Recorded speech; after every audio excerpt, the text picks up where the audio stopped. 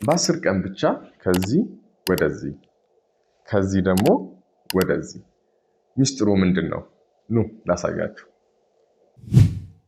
መጀመሪያ ስልካችሁ ላይ ወደ ChatGPT ትገቡና ፎቶውን አፕሎድ ታደርጋላችሁ። ከዛ በኋላ የተለያዩ ኮማንዶችን በመጠቀም የምንፈልገውን አይነት ውጤት እንድናይ ያደርገናል። መጀመሪያ ስልካችሁ ላይ ChatGPT ዳውንሎድ ካደረጋችሁ በኋላ የምትፈልጓቸውን ፎቶዎች ቦታው ላይ በማድረግ ወደምትፈልጋቸው ለውጦች ማሳደግ እንችላለን። አይ ኖ የቆዳ በሽታዎች ብዙ ሳይኮሎጂካል ኢምፓክቶች እንዳሏቸው አይ ቲንክ ብዙ ግለሰቦችም ኮዝሞቲክ ሾፖች ይሆናሉ እንደዚህ ፕሮዳክቶች የሚሸጡ ሰዎች ይህን የሳይኮሎጂካል ኢፌክቱን በመጠቀም ሰውን ጉጉት ቶሎ ለውጥ ለማየት ሁሉም ሰው የሆነ በሽታ ሲታበት ጉጉት ይኖራል ቶሎ ለውጥ ለማየት።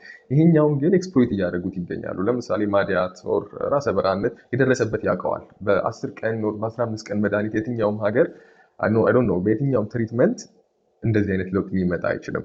ኢቨን አንደኛው መጀመሪያ ላይ ያረኳት ፒክቸር አይታችኋት ከሆነ ሶሻል ሚዲያ ላይ ወደ 3-4 ምናምን የሚሆኑ የተለያዩ ፔጆች ሁሉም እንዳዳኗት፣ አንደኛዋ ቅባት ትላለች፣ አንደኛዋ በሳሙና በተለያየ ፕሮዳክት አድናታል ይላሉ። እና አንዳንዴ ሶሻል ሚዲያም ላይ ነገሮችን ስናይ እስቲ ትንሽ ቆም ብለን እናስብ። ሁሉ ቦታ የሆነ ነገር ያስቸግራል እየተባለ የሆነ ቦታ ግን በጣም በዚያው በአጭር በሆነ ጊዜ እንደዚህ ለውጥ ታያላችሁ ሲላችሁ ትንሽ ቆም ብላችሁ ማሰብ ይኖርባቸዋል።